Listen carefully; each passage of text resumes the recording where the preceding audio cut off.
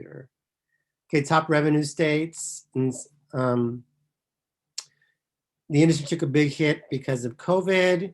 Nevada is number one, clearly. And riverboat means essentially that you're allowed to gamble or game on the actual water. And again, I'm not sure why the state allows gaming on the water but not on land, but that's the way the law was written for whatever reason. The industry took a big hit because, again, of COVID. Went from it's down to $34.7 billion. I know it sounds like a lot, but it's a big drop from the year before. Now, Macau is located over in China. Macau is a huge global competitor to gaming here in the United States. And so why is it significant? It's because it's the number one gaming market in the world. Again, number one gaming market in the world means that they generate the most the most revenue that one specific market than any other place in the world. Number one in the world, and when it comes to gaming. So these are the gambling markets. Now, these are figures from 2019, not 2020. So I don't want to mess you up in any sort of way. But this was the income prior to COVID. This is where it was. The Las Vegas Strip is, again, number one in the United States, but again, in the world, Macau is number one. Many of the world's largest hotels are located on that strip, on that 4.2-mile strip of land, has many of the world's largest hotels. Atlantic City is a distant second, and as you can see, the rest of the top markets in the world.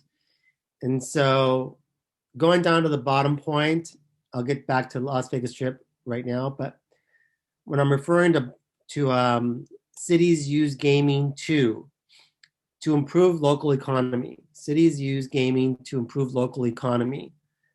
So cities like Baltimore, DC, or New York City or Detroit. So I used to live in Maryland, in between DC and Baltimore. And there was some neighborhoods in Baltimore that were pretty doggone scary. I mean, I've walked through a lot of bad neighborhoods, but honestly, Baltimore is probably the worst that I've been in. It's the only time I've really been afraid. So I don't know if anybody's ever seen The Wire, for instance.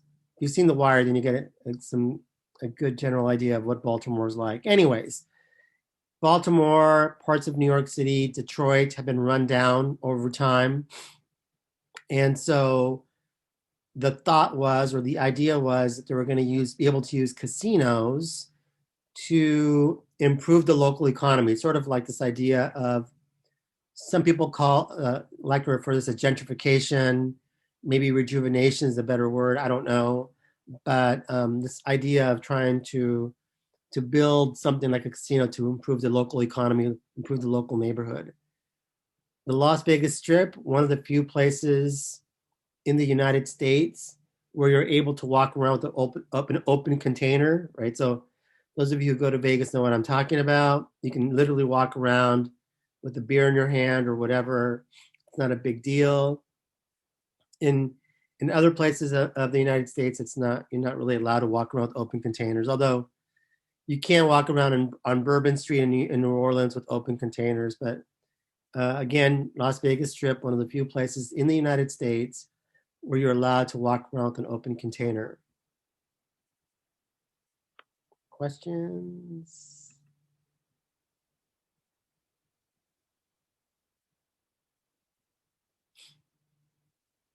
All right, so the Wire Act. The Wire Act, again, prohibits, as you see here from the screen, prohibits interstate sports gambling by phone, and it happened in 1961. By the way, this also applies to the internet. So again, the Wire Act also applies to the internet. So what do I mean by interstate sports gambling?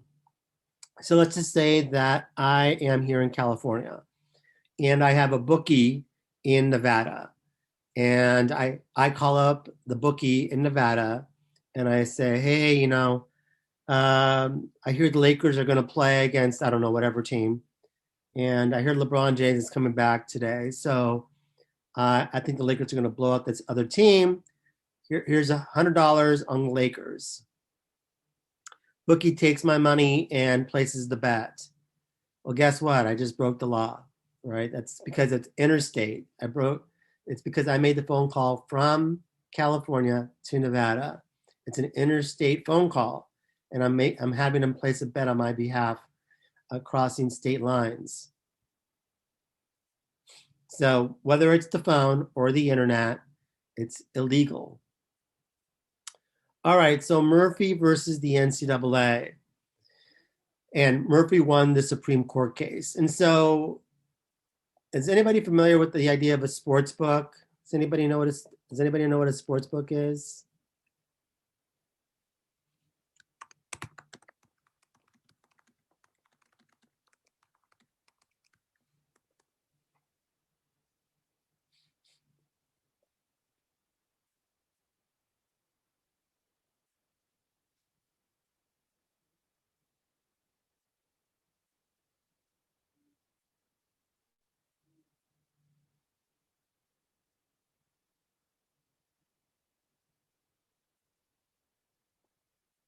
No clue.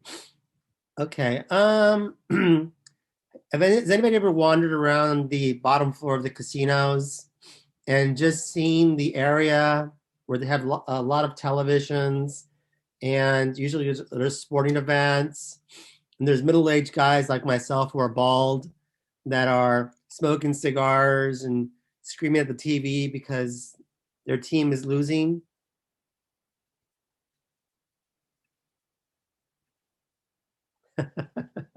Good. Yes. Well, that's a sports book. So in the sports book, where you're allowed to place bets in this particular area on sporting events, whether it's college, right, amateur sports, or whether it is professional sports.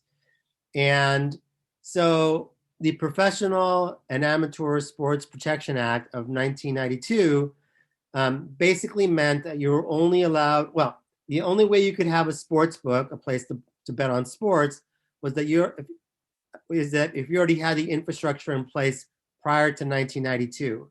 So that means that there's only a few places throughout the United States where you can actually legally bet on sports through a sports book. And one of those places happens to be Nevada. And so a place where you can legally gamble on sports. So recently, the Supreme Court overturned this. And so what this means now, because of that, it's going to allow state-sponsored betting. So it's going to allow state-sponsored betting. So what that means is now that in the state of California, the state of California can open up its own sports book, right? And that you can have people legally go and bet on sports if they want, if they choose to. Now, this allows California to do this, but it doesn't mean California will open up sports books. It just means that it legally can now.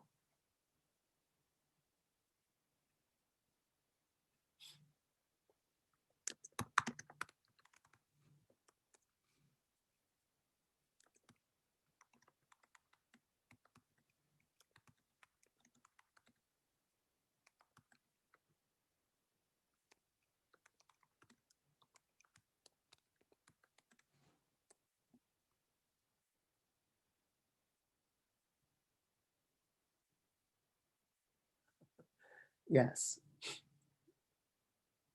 You just got to remember that any state can open up its own sports book. That was the ruling from the Supreme Court.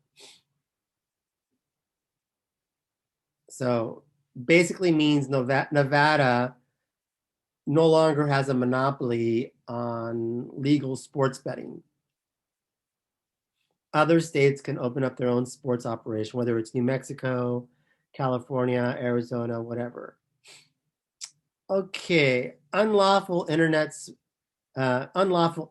gambling enforcement basically means it regulates online gaming. So this applies to offshore gaming sites, and so the act was written as a way to sort of, again, was lobbied, I think, on behalf of the casinos to try to take away the power of online gaming. So it prohibits electronic transfer of funds from a bank to an online gambling site. And so, and this is the reason why online gaming, offline, I should say offshore gaming sites often use interesting names. So that way the bank can't detect the transfer per se. But it's, again, it's supposed to prohibit the electronic transfer of funds from your checking account or savings account to an online gambling site. But there's certainly ways around this. And the interesting thing about this is the fantasy sports are excluded in some cases. So in other words, you can still bet in some cases on in fantasy sports, or you can transfer funds, I should say, from banking to fantasy sports sites.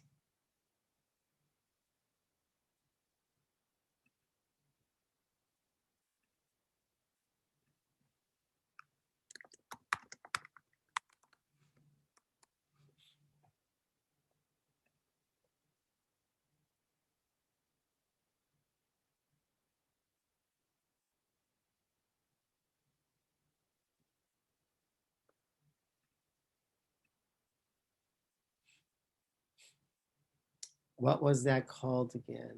It has such a law. Oh, the law's name? It was called that's very true. Unlawful Internet Gambling Enforcement. And really, there should be act at the end. Unlawful Internet Gambling Enforcement.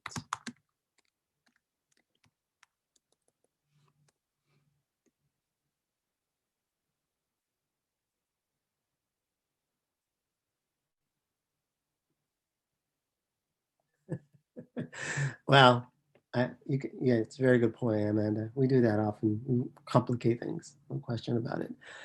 No question. All right. So, California versus Cabazon Band of Mission of Indians. So, it was a very famous 1987 Supreme Court case.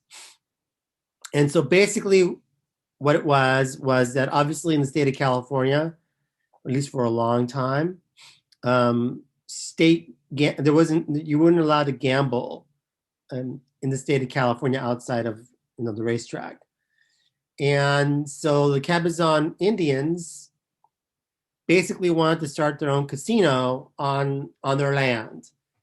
And so this court case went all the way to the Supreme Court, and the Supreme Court ruled in favor of Cabazon. And so basically, what it allows is that it allows Native Americans or indigenous people uh, to build and place a casino on their land. The the argument was, at least from the Supreme Court, why the Supreme Court said yes, they can do this, is essentially, if you think about an Indian reservation or a Native American reservation, essentially it's considered to be sovereign land, right? It's its own independent country.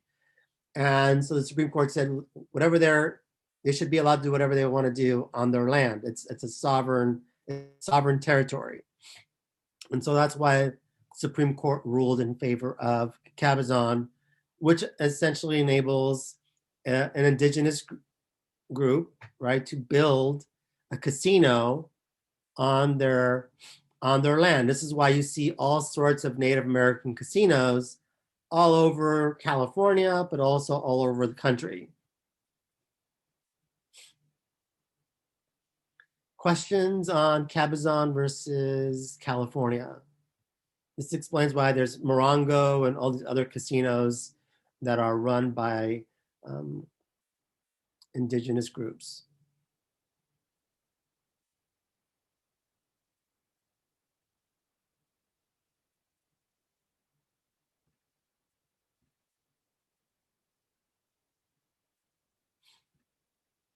Okay, so now we have the Indian Gaming Regulatory Act of 1988.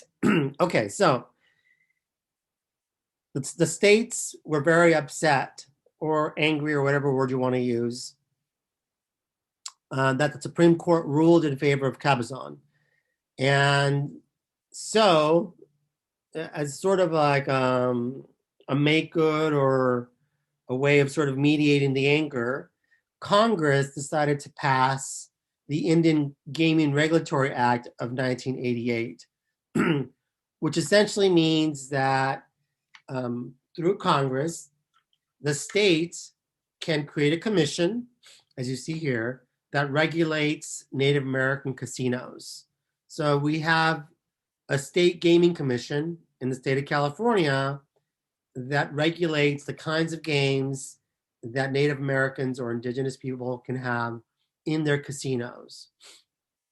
And so every state essentially has a commission that regulates the kinds of games or in casinos. So this is why you might see certain types of games. I don't know how many of you go to Native American casinos, but this is why you might have certain games in certain casinos, and then other games that may not be approved in other casinos, depending on the location of the casino, how long they've been around, but also it depends on the state. It might be in a different state, and they might have different rules in different states. So under this regulatory act, they made classes of games. So class 2 here, as you can see, is something that's considered to be like bingo or keno or poker. And then you have class 3, like slots, blackjack, craps, those sort of thing. I think roulette's also class 3. So sort of those Vegas type games. And so 2 and 3 have to be regulated by or get regulated by the commission. In other words, the indigenous group has to get approval from the state commission if they're going to have blackjack or if they're going to have slots or if they're going to have a roulette or if they're going to have some sort of bingo operation or a keno operation. It needs to get approved by the state of California, for instance. Now, class 1, which is regular indigenous games, well, I'm not sure what that means exactly, whatever is unique to the Native American culture, those games are not regulated under the Gaming Regulatory Act. This only applies to class 2 and class 3 games, doesn't apply to class 1 games. So generally speaking, the state as well as the tribal group have to have some sort of agreement, and that has to be approved by the commission. So in other words, again, the state and the tribal group, whoever that tribal group is, have to meet. They agree on the kinds of games that are going to be approved or allowed, and then it's finally approved by the commission. So I guess the indigenous group has to talk to the state first, and then before it gets finally approved officially by the commission. So one thing that didn't get hurt by COVID was Native American casinos. So as you can see from the previous slide, right, that revenue went down, or as I mentioned, it went down. Native American casino money actually went up. So one thing that didn't go down again was Native American casino revenue actually went up.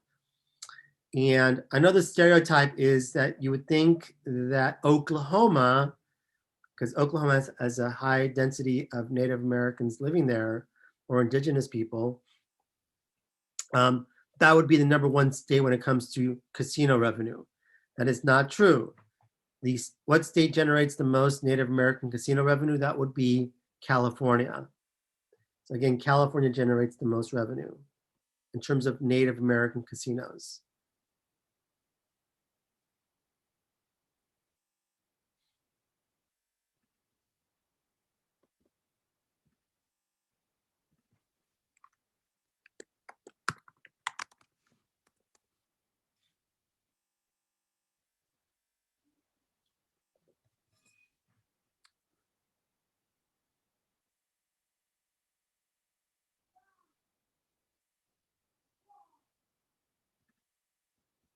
All right, so The American Gaming Association is the trade organization that oversees the industry.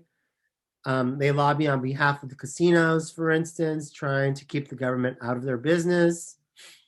As you can see here, they didn't use the word gambling again. They prefer to use the word gaming. They think of gambling as having a negative connotation. Maybe it does, maybe it doesn't. I don't know. But anyways, so in terms of regulation, casinos are highly regulated by the state, depending on the state that they're in. And so in order for a casino to operate, they need a license from the state regulators. So again, casinos need licenses from state regulators. Whether those state regulators are from the state of California or Nevada or New Jersey or New York or wherever, they need to be approved by the state regulators. And so key staff members are vetted. So vetted means essentially, right, the state regulators, they'll hire detectives or whoever to do extensive background checks on let's say the the top executives that are going to be running the casinos. They have to go through an extensive background check to make sure that they have a clean record. They're on the up and up. And so the state does that. Takes quite a long time for the background checks, my understanding, of course. Machines, so any sort of roulette machine, any sort of slot machine, any machine that's going to be on the floor or anything that's used on the floor needs to have a license. So even the blackjack, the blackjack table where you sit down and you play blackjack, that has to be licensed. Everything essentially needs to be licensed that's going to be put on the floor. They want to make sure, again, that everything's on the up and up, because one thing that the gaming industry hates is the idea of people cheating. And so everything has to be essentially licensed because they want to make sure that the casino is on the up and up, and as well as the players. Anyways, commercial casinos are taxed, meaning that a portion of the money that the casinos make is kept by the state. That's what I mean by a tax. And the way it works for Native American casinos, it's a little bit different than commercial casinos who just get, taxed. They have revenue sharing deals with the federal government, state government, as well as local residents. So state, federal, state, and local residents might get a portion of it, but they have revenue sharing deals oftentimes with local residents. So if the casino on a reservation is doing quite well, it's plausible, not necessarily for sure, it's plausible that local residents living on the reservation might also be benefiting from this revenue sharing deal. So, but I don't know how much money they actually do make, but I've heard different stories. I'm not sure which is actually accurate. I've heard people make a lot of money, and then I've heard people say that they don't make a whole lot of money. So again, I'm not sure. So what is the world's largest casino? It is the WinStar World Casino. So the WinStar World Casino is the world's largest casino. I want to say it's in the state of Oklahoma, but I could be wrong. Again, WinStar World Casino, world's largest casino.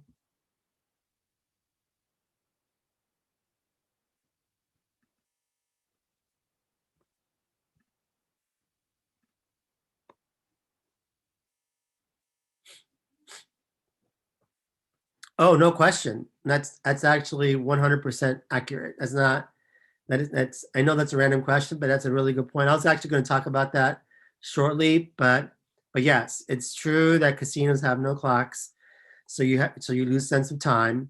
It's also true that casinos have no windows, so you can't see outside, so you don't know what time of day it is. It's also true that casinos inundate your senses with all these colors. It's also true that casinos put lots of sounds in the room, so again, to mess with your senses.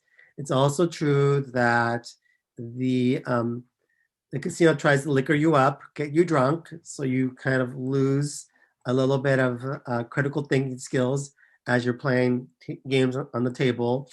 So all those things are true.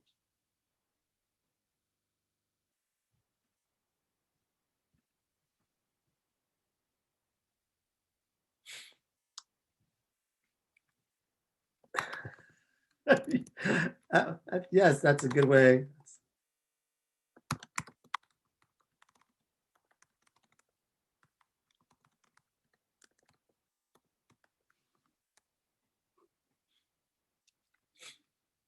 But in a lot of ways, you're actually right because they do. Oh, as Shelby's saying, overstimulation. So they're totally trying to overstimulate your mind, and so you can lose sense of time. So all that um, are it's scientifically designed in a certain way. Well,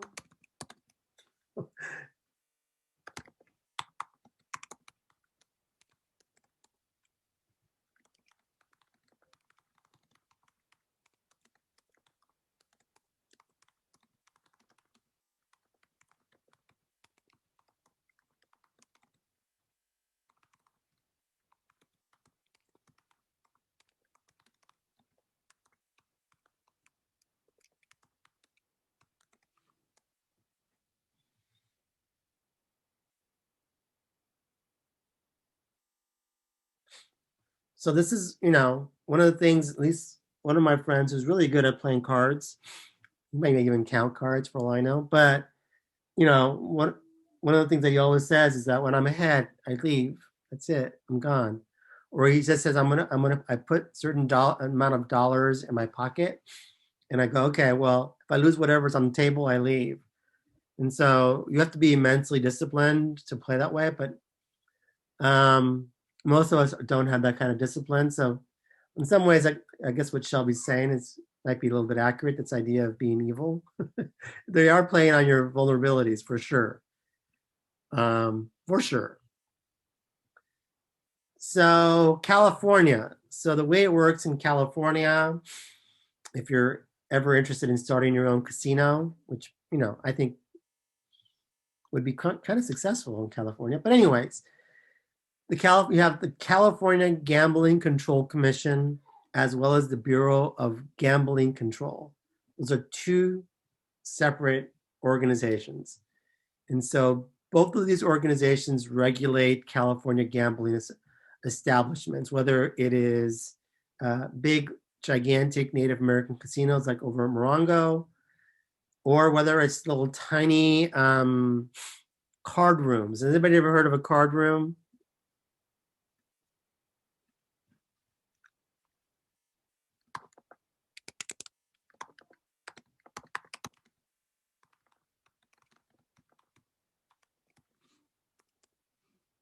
Oops, card.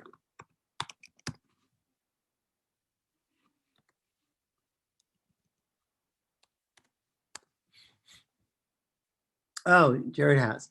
So basically, what happens in these card rooms is that you're allowed to play card games, whether it's poker or something else.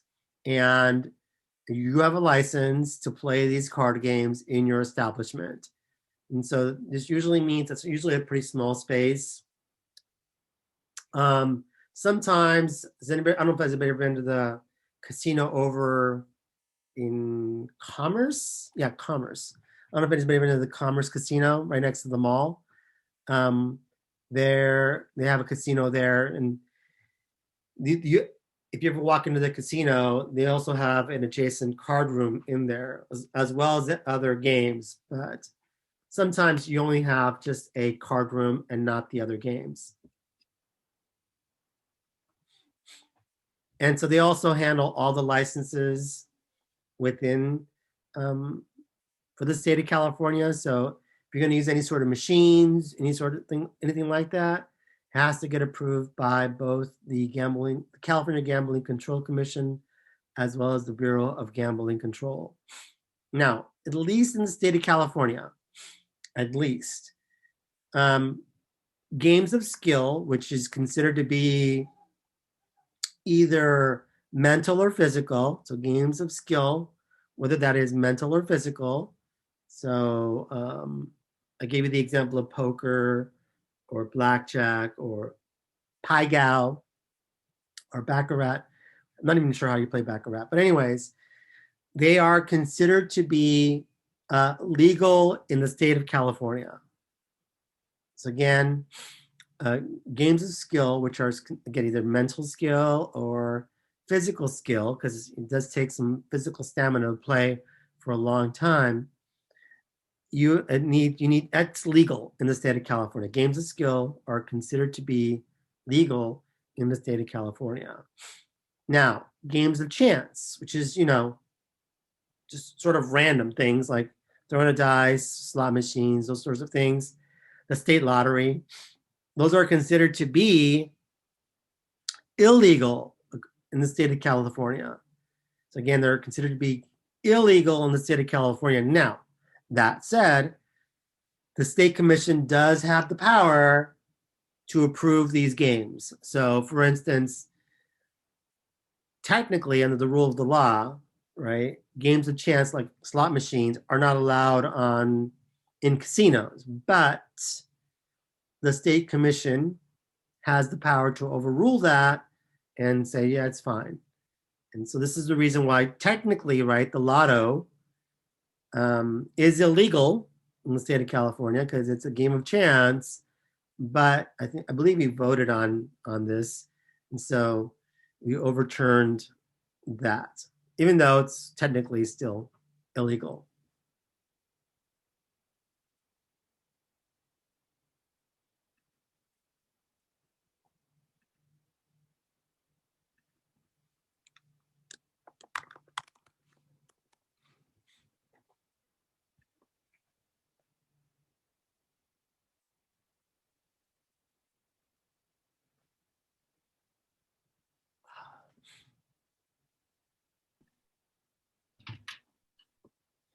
I'm just going to talk because these commissions are too long to type out.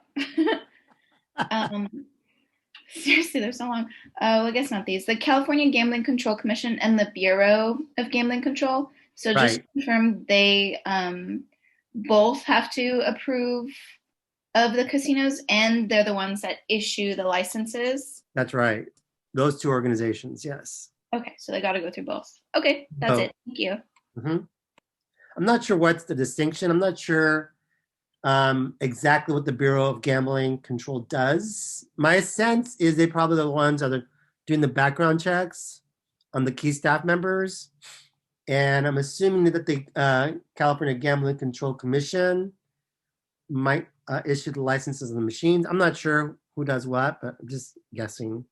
My sense is they probably have different sorts of responsibilities.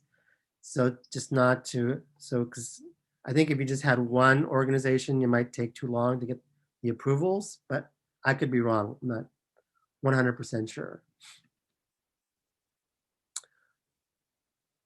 So Las Vegas casinos, at least the newer ones, right? So they're new, they're cooler than the older casinos, obviously. The person who started the trend, the recent trend, now when I say recent, I'm going back like 30 years, because it really, you can think of Vegas as being in different stages, and this is the newest iteration of Vegas. It really started in the early 90s.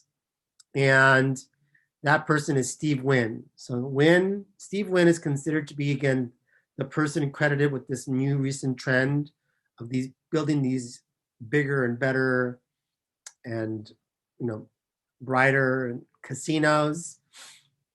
Essentially, these casinos are been designed for everyone. So again, these casinos have been designed for everyone.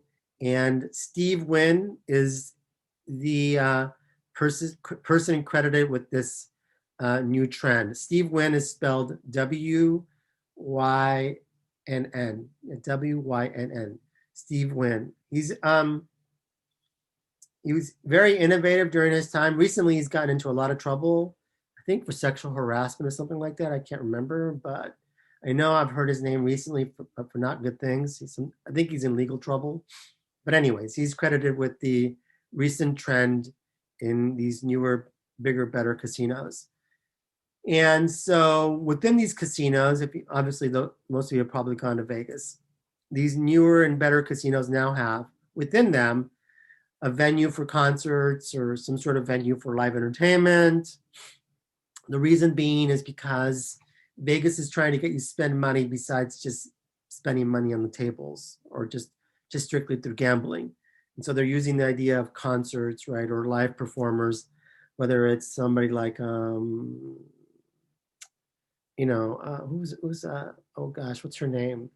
The lady who's she has a residency there. Oh, I can't remember her name. But anyways, they have these big name performers that become residents in these casinos, and they charge lots of money to come watch them perform.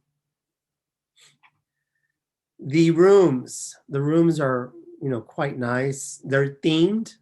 These new themed rooms. They're themed according to whatever the overall theme of the hotel happens to be. They have boutiques and shopping. One thing that these new individuals understood, these people who are building these newer and bigger and better casinos, was that obviously not everybody likes to gamble on tables again, but we love to shop, especially women, not to stereotype.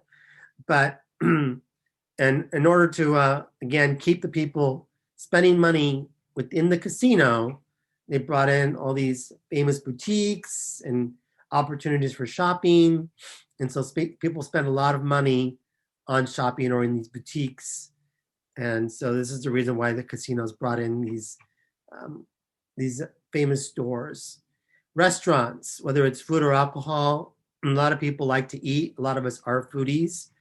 And so the casinos brought in all these world-renowned chefs to open up their own restaurants, or they have these high-end restaurants inside of the casino, again, because at some point in time, you're not going to want to eat buffet. You're going to want to eat something else. And you can go dine in one of these fine restaurants.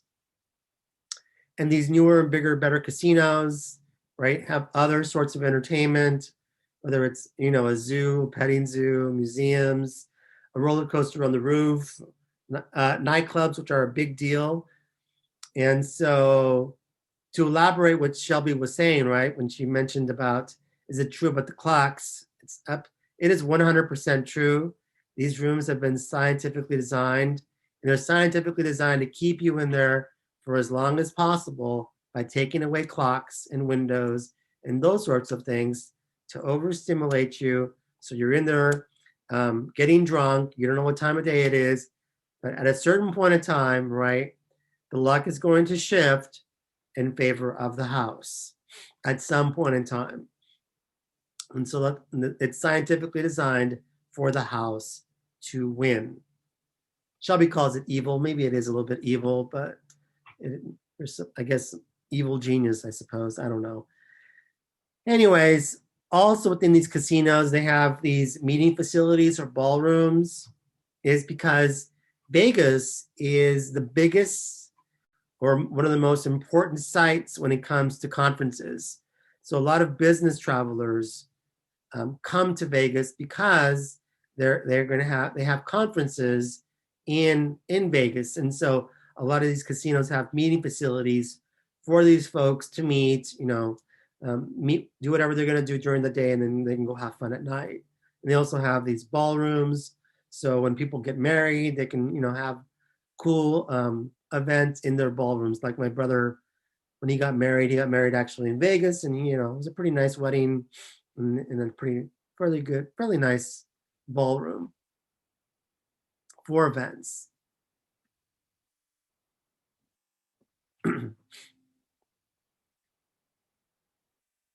So casino marketing. So obviously, I'm assuming all of you have been to Vegas or at least are familiar with Vegas.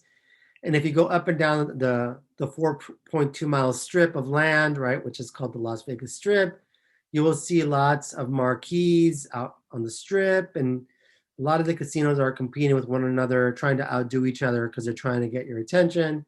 trying to get you to go in there and obviously spend dollars inside of their facilities or inside of their venue.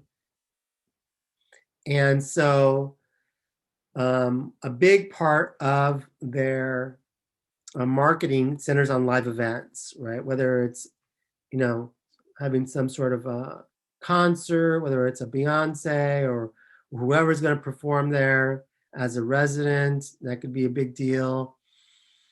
Maybe you can have, theater, live theater, whether it's Hamilton or something like that, or sporting events like mixed martial arts or a boxing match or something like that. There's lots of live events going on in these casinos, and so they try to use the idea of live events to try to get you to go to that casino and spend money. And again, it's critical because non-gaming revenue is rising. So again, non-gaming revenue is rising. Non-gaming revenue is rising. They also utilize the idea of price of rooms. So if you go to Vegas during certain days, right, non-peak days, that's typically means historically in the middle of the week. So usually like Tuesday, Wednesday, Thursday sort of thing. You can get relatively inexpensive rooms during those times. They also can give you comps. So for instance, one of my mom's boyfriends before he died was a big time gambler, and he used to always get his rooms for free. He used to get comped because he'd go into these card rooms and play for hours. I don't know how he did it, but anyways, you'd get the free rooms or comped for frequent visitors. The price of playing. So sometimes on the marquee, you're going to see low stakes or high stakes. And it's attractive to obviously depends on who the audience is. So high stakes meaning that they have high price tables. And then there's low stakes where they say, oh, you can play, we have $5 tables or $1 table for blackjack, those sorts of things. So sometimes they'll place that on the marquee, the price of playing, whether it's high or low stakes. Sometimes on the marquee, they're going to have the types of games that they have available, whether it's the slot machines or the baccarat or pai gow or whatever. And that's important because the gambling machines are actually the number one revenue stream for casinos. So again, what's the number one revenue stream for casinos? It's the gambling machines. So what I mean by that is the slot machines that you're playing on, or maybe you're playing on the slot poker or something like that. Those slot machines is the biggest draw for people. And again, it's the number one revenue stream for the casino. Now, the challenge tied to the fact that of gambling machines is that young people, right, do enjoy machines, but they're not really playing on tables anymore. So that's the challenge, is that the young folks, you younger folks, are no longer spending time playing on tables. You're not playing blackjack on tables. You're not playing poker on tables.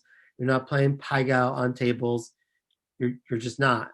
So that's an interesting challenge moving forward, because I'm not really quite sure what they're going to do about that. I think I don't know.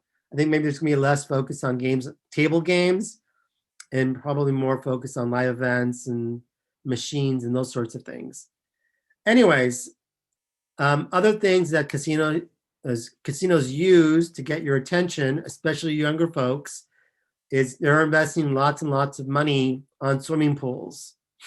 So a lot of the casinos nowadays have bars, right, literally in the pool. So you can just, walk up or swim up to the bar. You can order a drink while you're sitting in the water. It's pretty cool. Obviously, it's pretty warm in Vegas, but they're spending lots and lots of money on these swimming pools. They're brought in sand And the hope is, again, that young folks are going to, mingle at the pool for a long time and spend lots of money on drinks. They're hoping the guys are going to, spend lots of money wining and dining, or at least wining the young ladies that happen to be at the pool. Number 6 is shopping. So they oftentimes also will use the idea of they have these high-end stores in the casinos, and they're hoping, especially for the non-players, that a certain type of store is going to attract them, and they're going to go into the casino and spend money shopping inside of the casino.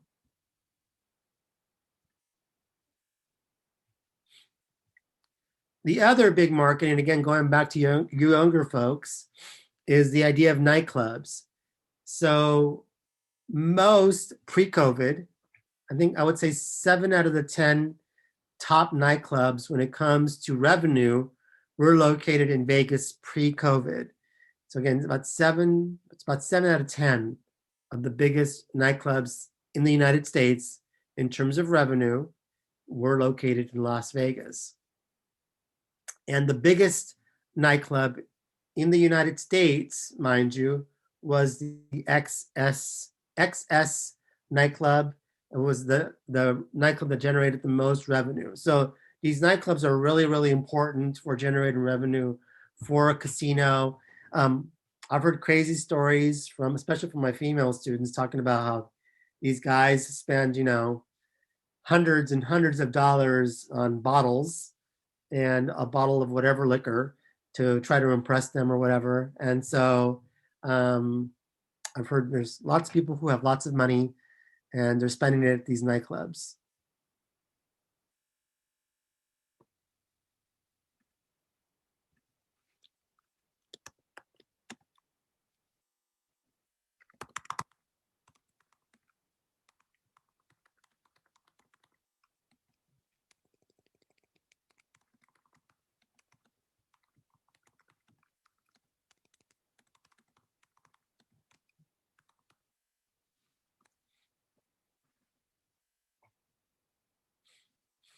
Again, that was pre-COVID XS, so much. Post-COVID, we don't know, but I think things are quote unquote going back to normal. So we'll see. I don't know. Restaurants.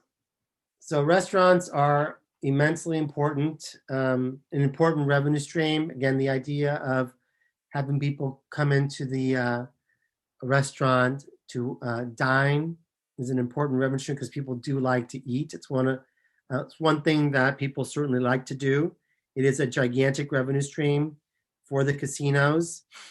It is, as a matter of fact, the second largest revenue stream behind the gaming machines. Is people actually eating and drinking liquor is the second biggest revenue stream for a casino. And so it's important that they highlight which restaurants are located in these casinos. Number 9, sportsbook. So the sportsbook, legal sports betting for big events. The one bad thing, again, going back to Murphy versus the NCAA, is that Vegas no longer has a monopoly on sports betting. I think the stigma around betting in sports is sort of going away, obviously, because they've allowed professional sports teams to actually play in Las Vegas. For a long time, sports teams weren't allowed to go into Vegas because of the negative tie to gambling. And so, but this has changed, obviously, because you have a hockey team that's there, and obviously you have the Las Vegas Raiders who are there. So I think the professional sports commissioners' perception regarding gambling is changing. And so, but anyways, sports books are still a big deal for casinos along the Strip. Casino advertising became legal in 1999. So for a long time, casinos were like smoking. They weren't allowed to advertise. So casinos just recently were allowed to advertise their services. So within the last 20 years. And the goal is to improve their RevPAR. So again, the goal is to improve their RevPAR.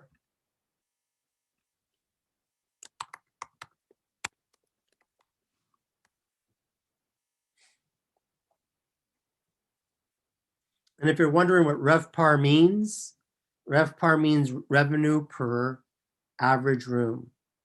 So revenue, rev stands for revenue, par, per, a, average, r, room, RevPAR.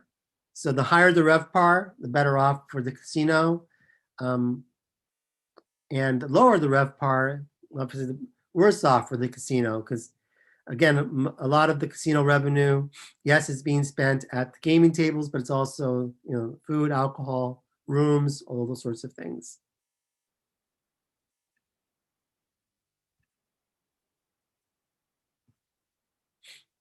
And so these are the largest casinos in Las Vegas, at least, or at least in the United States. I shouldn't just say Vegas, but in the United States.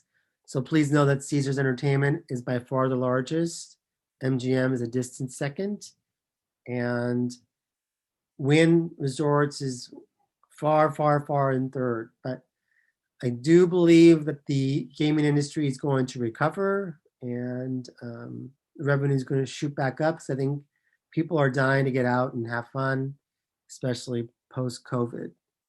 So the market structure is a monopolistic competition, at least right now, because it doesn't reach the 40% threshold for the top 4 companies. It might be a weak oligopoly, or it could be monopolistic competition. I don't know what the 4th company is. I think it's 1.5.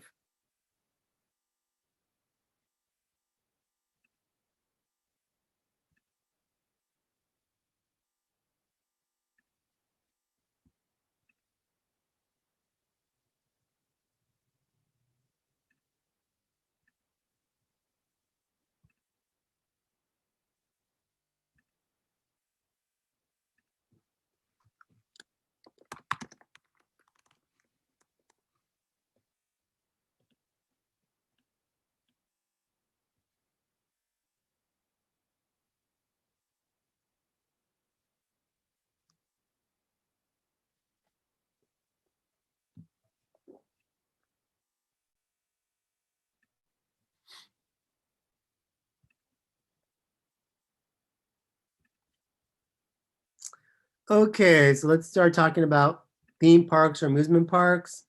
I'm sure, I think I get a sense that a lot of you are going to be writing about theme parks, especially Disney.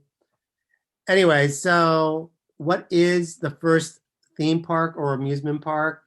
It's Bakken. Bakken. Bakken.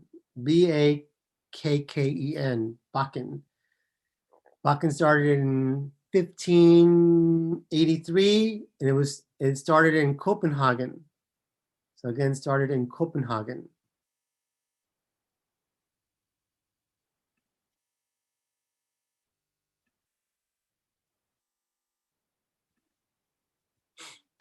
So the oldest amusement park in the United States is Lake Campos. I think it's located in, I think it's New York. I think it's located in New York, if I remember correctly. I'm not sure. Anyway, started in 1846. I've never been to Lake Campos. And it was created by a guy by the name of Gad Norton. So Gad Norton is really considered one of the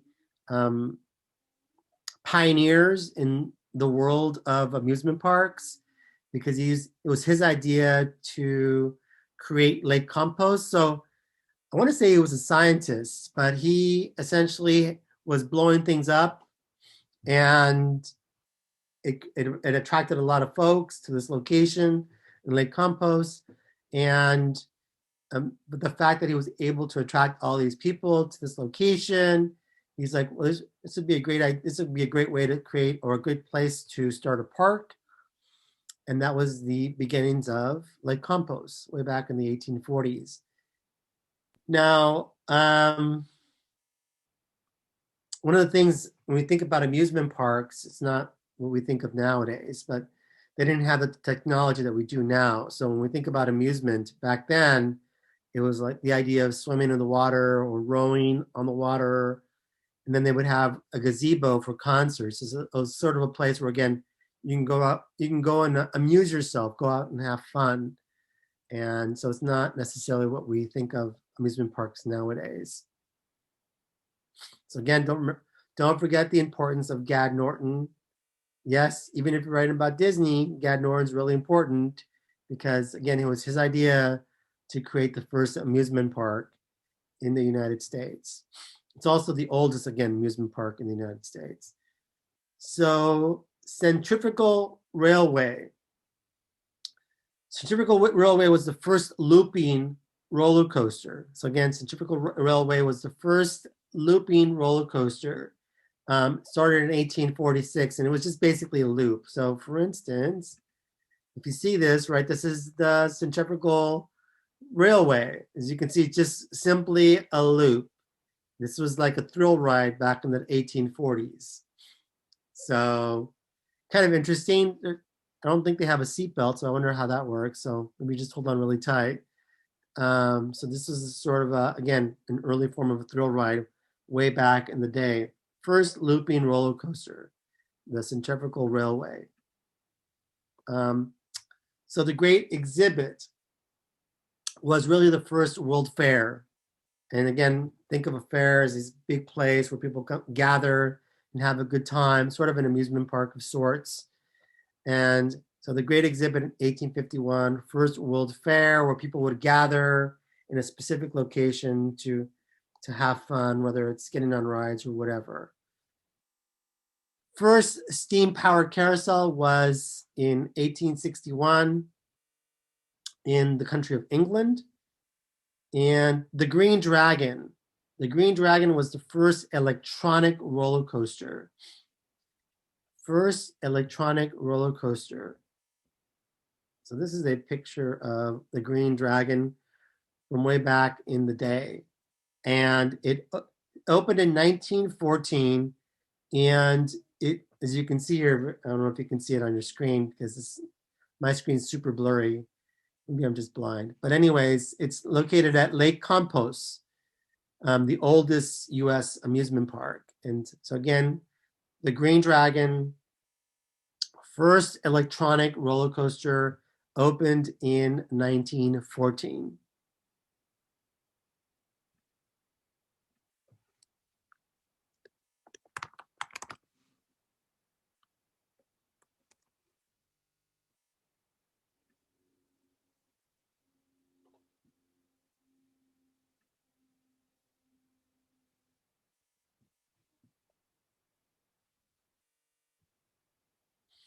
Now, oops, let's see, question.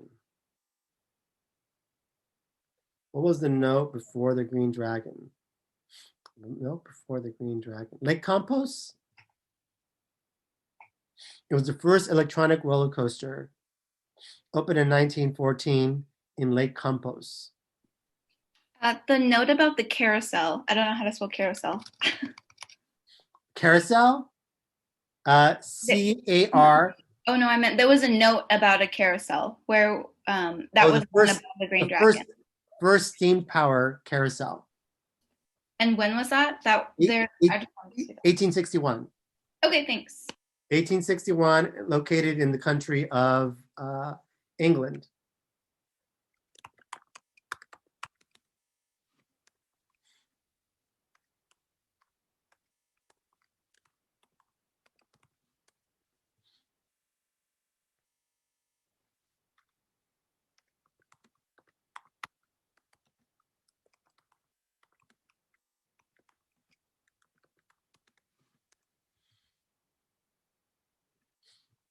Okay, so Coney Island. Coney Island really is really important. It really is sort of like the first major tourist attraction of the United States. It really is sort of like really the idea. I know Lake Compos is older, but really was first quote unquote popular attraction in the United States. And the first riding on Coney Island was a carousel. It started in 1875. So this is a picture. This is an 1876 picture or photo, whatever, or drawing. And so this was the first attraction at Coney Island, opened in 1875. So again, first, and this happens to also be the first U.S. carousel. So again, Coney Island, first ride was a carousel, opened in 1875. That was the first ride on Coney Island. It's also the first carousel in the United States.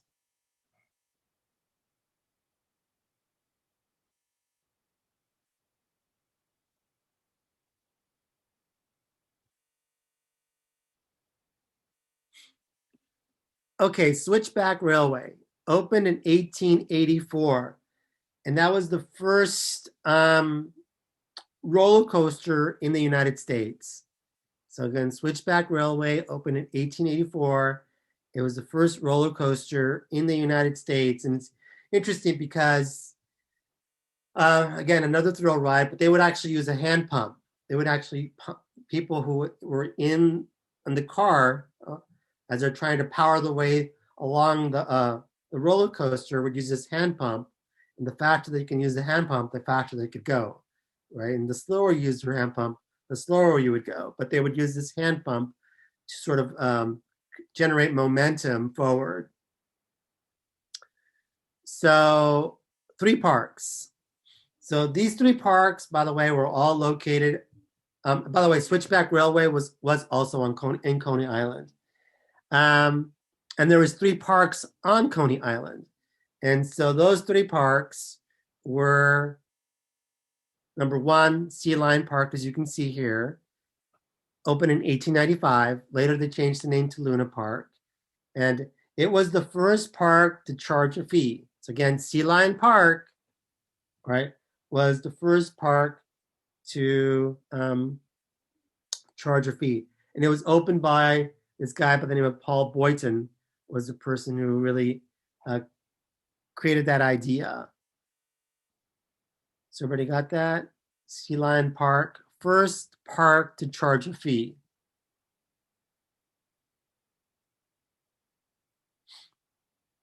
So Flip Flap Railway, which I believe is, let's see if I have that Flip Flap Railway. I think this is the Flip Flap Railway. So Flip Flap Railway was one of the biggest attractions on Sea Lion Park. And this is the first looping roller coaster in the United States. So again, first looping roller coaster in the United States. Looks pretty cool, actually. And it was located at Sea Lion Park. So Flip Flap Railway, first looping roller coaster in the United States, is located at Sea Lion Park, and people would flock, right, to go to Sea Lion Park to get on the Flip Flap Railway, and be terrified on the looping roller coaster. The second park on Coney Island was Dreamland. That opened in 1904. And the third park was Steeplechase Park. So all these 3 parks, imagine me having 3 parks located on Coney Island. So imagine having another park that's adjacent to the California park and adjacent to Disneyland. So you had 3 different parks located on Coney Island. And again, it was one of the major tourist attractions in the United States from the 1880s to the 1940s. One thing that really helped Coney Island, and I should have put it here as a question, was that they essentially created a train, a railway that would run from the city of New York, right, into Coney Island, and it would drop off people at Coney Island so people could get off of the train at Coney Island and enjoy the park. Leap the Dips. Leap the Dips is the oldest operating roller coaster in the United States. So again, it's the oldest operating roller coaster in the United States. It still runs. It's still over 100 years old. I think it's in Pennsylvania. Gosh, it's the oldest operating roller coaster in the United States. Opened in 1902. And roller coasters, questions. Really, the popularity of roller coasters really took off in the 1920s. So again, roller coasters, question. The popularity of roller coasters really took off in the 1920s. It became gigantic starting in the 1920s.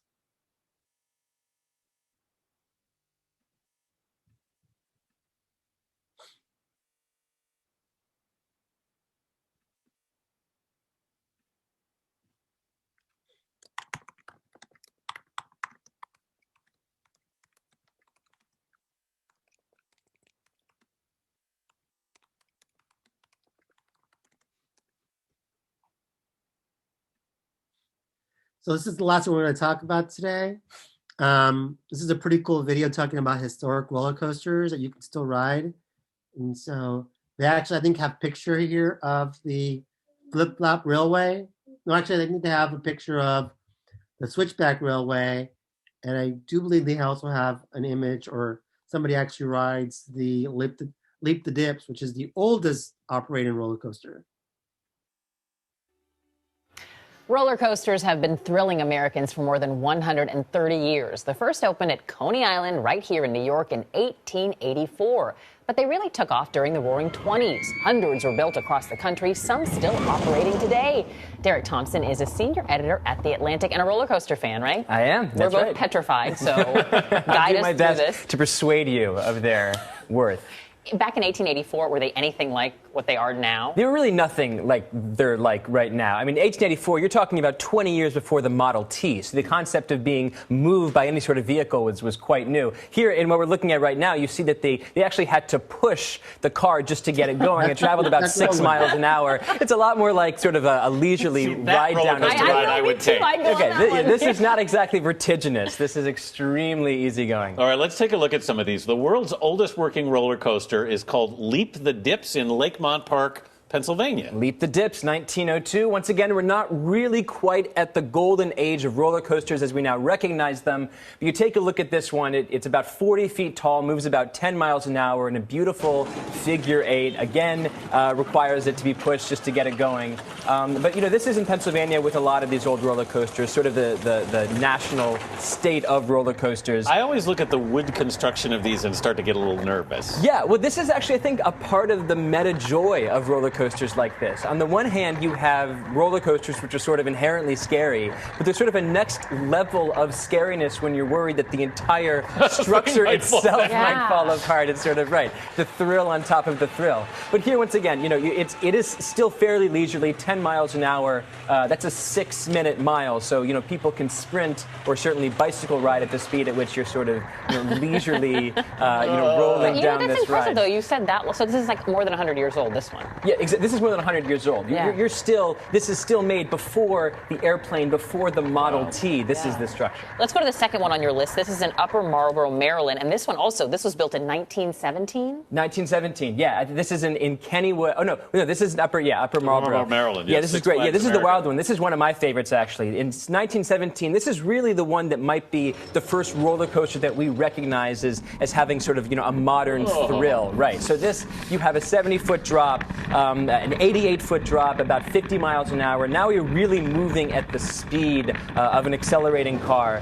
The ride itself is about 2 minutes entirely. And yeah, this is, the wild one is one that I've definitely been on. And again, you do sort of feel the meta danger. On the one hand, it is a total thrill, but at the same time, look, I mean, you're talking about what looks from afar like a bunch of matchsticks. And so there is a bit of a fear. There also seems to be a jerk factor in this GoPro video that I don't think I would enjoy. Right. Well, here they've moved beyond what used to be called side friction technology, which meant there weren't wheels underneath the track. Here, you still get a little bit of airtime, but it is perfectly safe. All right, let's move on to Kennywood Park, located near Pittsburgh in West Mifflin, Pennsylvania. Kennywood, right. There is a trio of lovely old roller coasters here. We'll start with the Thunderbolt, which in many ways is considered one of the great roller coasters, one of the great faster roller coasters. You have a 90-foot drop here, accelerating at 55 miles an hour at its top speed. Here you see that you're starting with a drop, and the interesting thing about it is you start with the drop, and it's in the middle of the ride that you begin to have a lift that picks you up towards the second one.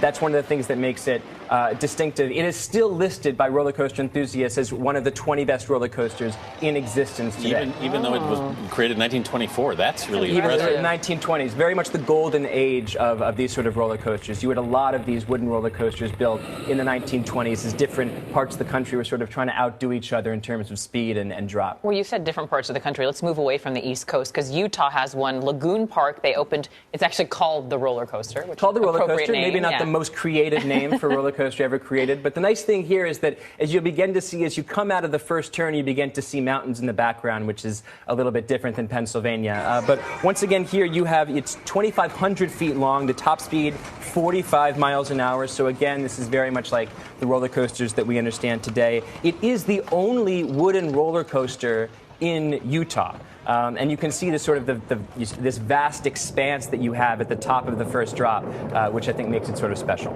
It's pretty cool looking. All right, lastly, we should mention the cyclone here, of course, in New York, Holy Island, which you've ridden this one. Yep, I think many of us have, right? Yeah. And which No, not us, or maybe but yes. not the roller coaster. Maybe our floor crew. People are afraid of which them. most people think of as the oldest coaster in existence, right? A lot of people think it's the oldest roller coaster in existence because it's in Coney Island, where the first roller coasters in the U.S. were built. But in fact, it's the youngest roller coaster on our list. Okay. With the upkeep that you have, it looks fairly modern. And this is the fastest roller coaster that we have here, over 60 miles an hour, overlooking the beach and the boardwalk. Iconic in lots of ways, and clearly the most popular, the most famous roller coaster in the United States today. Well, thank you for that morning nausea. I appreciate it. Thank you. Yes, I'm ill now.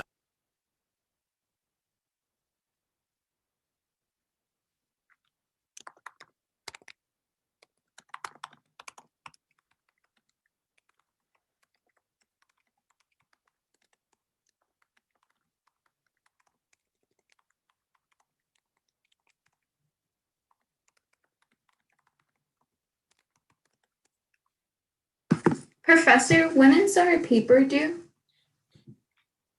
Next Friday, I believe, on the syllabus. Well, that's what it says, I believe. Okay. And then last Friday I didn't submit a topic. Is it too late to submit a topic to you? It is late, but you can just tell me what it is, and I can just give you some feedback now. Okay. I want to do home entertainment and video games. Home entertainment and video games. Yeah. What about just